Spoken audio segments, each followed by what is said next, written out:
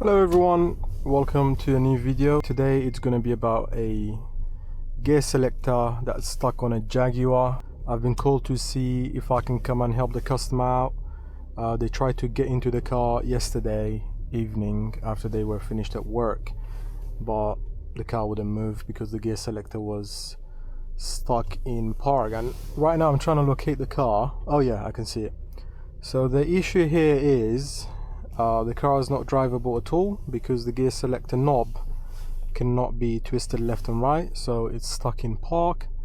And this is the Jaguar in question. We're just trying to see if we can help the customer out and avoid paying recovery fees to their chosen location. So I thought it's going to be an interesting video trying to see if we can sort it out as a temporary fix until they order a replacement and then fix it permanently.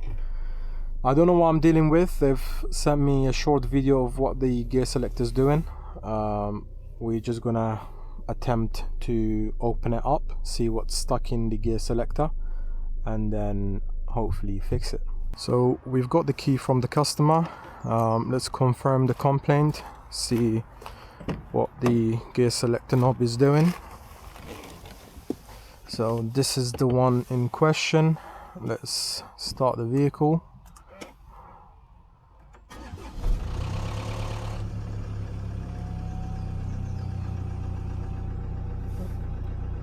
And as you can see, my foot's on brake.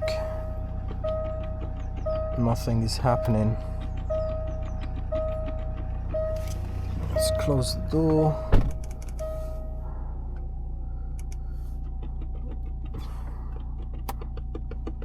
Yeah, nothing's happening even if you push it up and down, twist it left and right. We're gonna have to dismantle the whole center console in order to gain access to this. I've never done this before, but we learn as we go, see what we can do. I've called a local mechanic that specializes in these Jaguars. They've told me there is a lock somewhere in that location that is responsible for allowing the gear change and lock it in position. So if you put it into reverse, the gear selector is not going anywhere. We believe the issue is that lock that's located here somewhere. We need to gain access to that, unlock it somehow, and make sure that it doesn't go back into position just temporarily until the car gets a new unit. And this way we will be able to drive it home. But yeah, let's see what we can do. But first things first, let's scan the vehicle, see if we have any codes for that selector. Ignition on. I'm using the ThinCar scanner.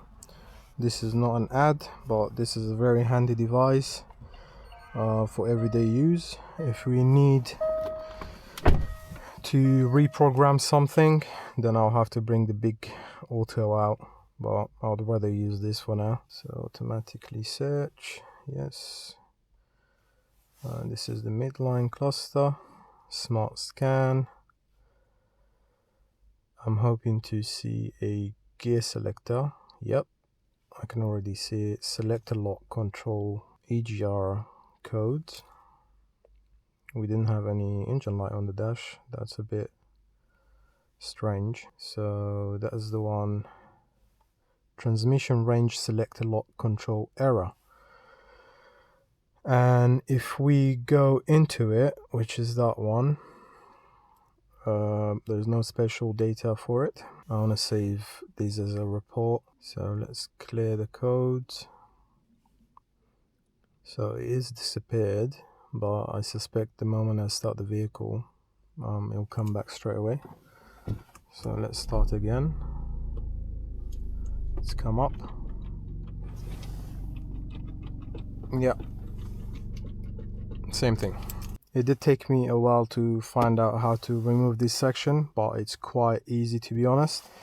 First thing you want to do is remove that tab that goes here. So if you just put your finger there and pull it down, that comes out.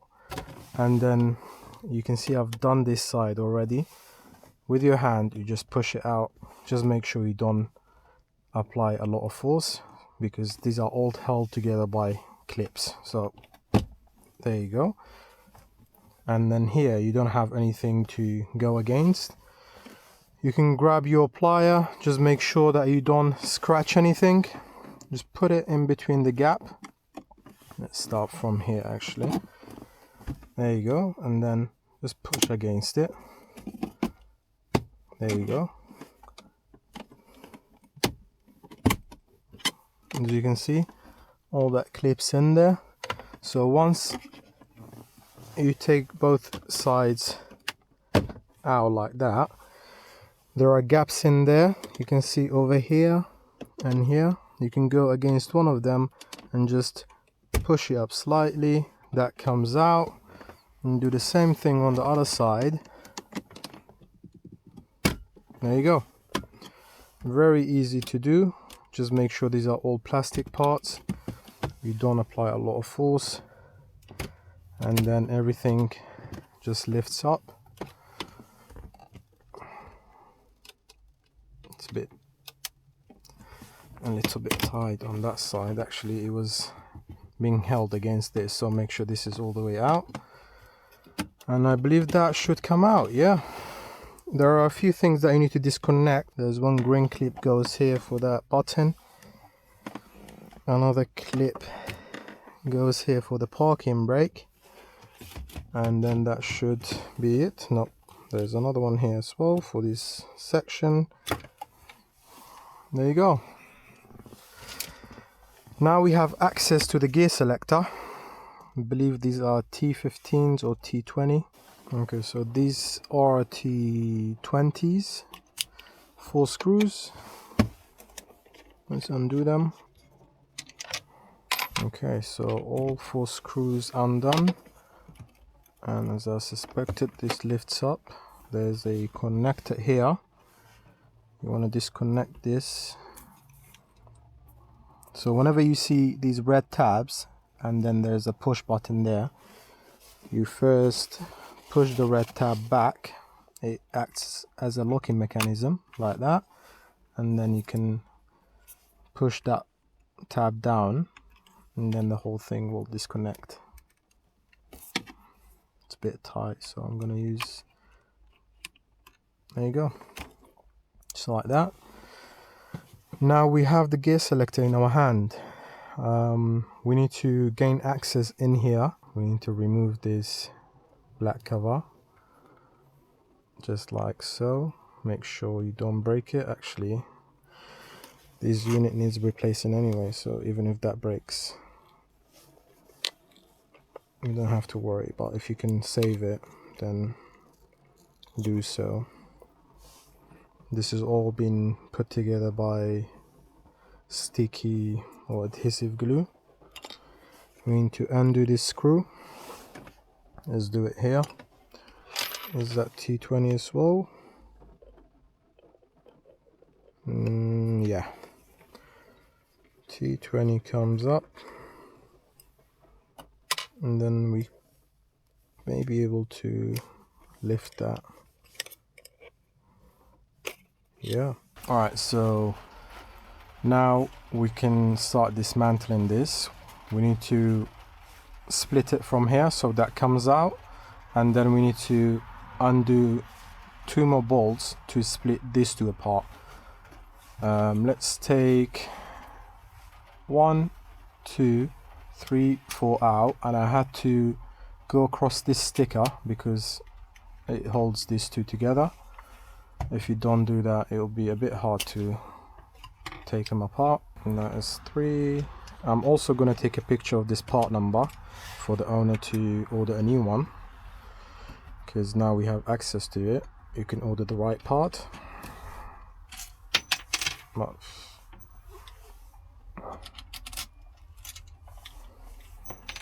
let's take the picture now so we don't forget. Wicked. There's one more to remove. Oh, that came apart quite easily. Alright, I managed to find the Selector lock, but this bloody super glue went everywhere.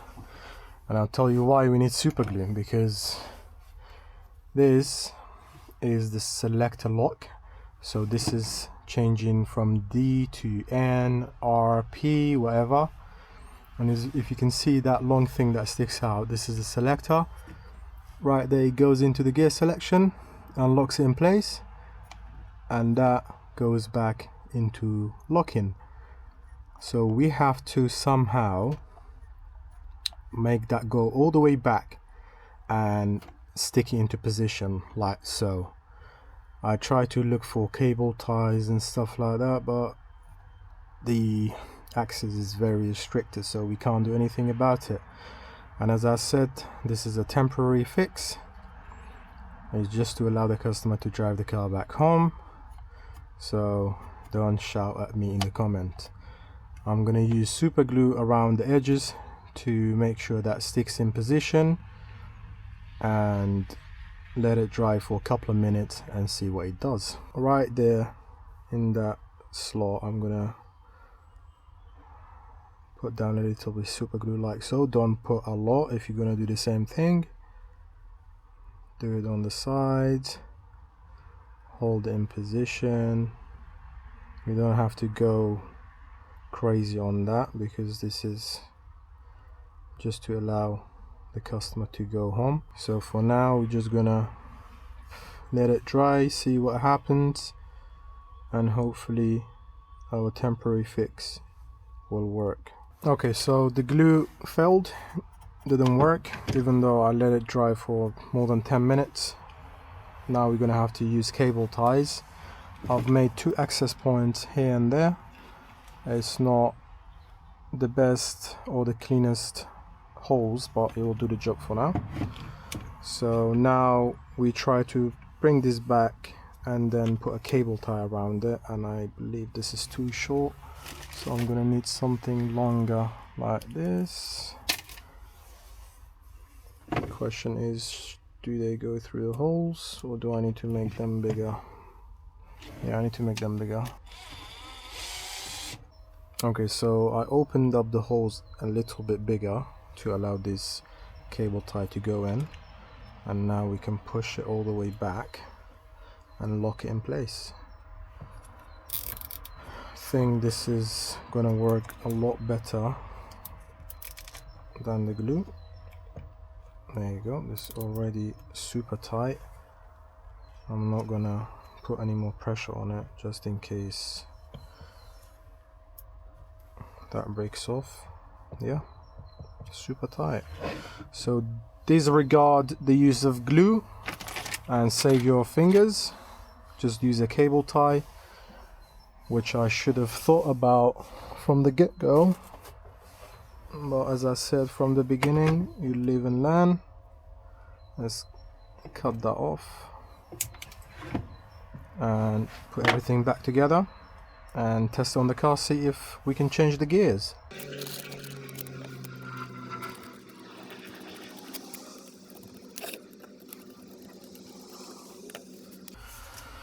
Wicked.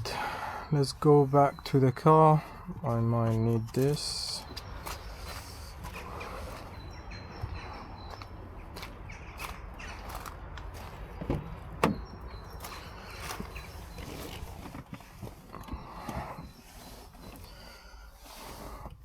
Okie doke, so let's reconnect it. Sits like that.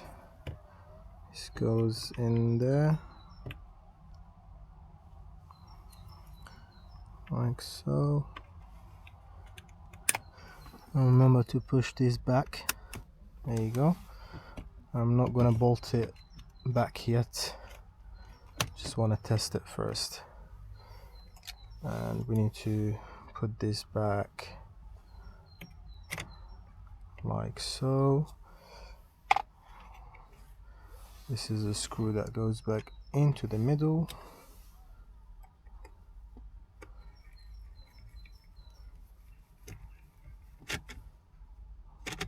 Did you see that? Already moves the gears without even starting the vehicle. So that's a good sign actually. plastic back on there. Alright, let's see if it works. Car starts. Voila! And push down too. Nice. Well, happy with that. I'm sure the customer's gonna be happy with that too. Let's reconnect everything and call the customer to collect their vehicle. I don't know about you guys, but for me, whenever you're stuck or stranded somewhere, I love a temporary fix. If you can get the car back on the road just temporarily until you get home or to your garage, the stress of not being able to move your car and get stuck somewhere far away from home is just too much. Yeah guys, hopefully that doesn't happen to you, but if it does, get yourself some cable ties, a T20 and a trim remover, and you should be back on the road in no time. Alright, almost put everything back together without reconnecting these, so make sure everything's connected back in place, otherwise nothing will work. So this one goes this way and that way. There you go. Don't worry guys, it will only go back one way, so if you're worried about the connections, how they go back together, there's only one way to connect them. And there you go, everything back into place.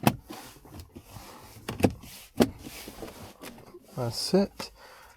And don't forget this small tab that goes back in here like so.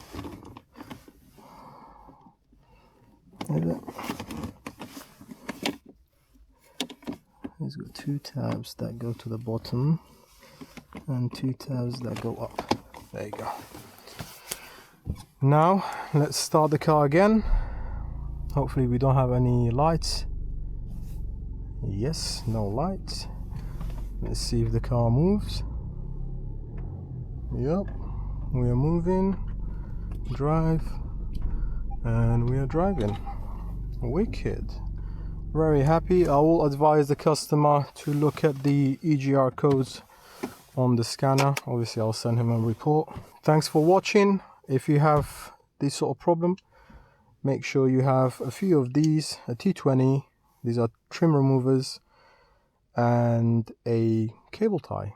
Don't use super glue. Thank you guys for watching. If you have anything you want to mention, put it down in the comments below, and I would appreciate a thumbs up and subscribe. I'll see you guys in the next one.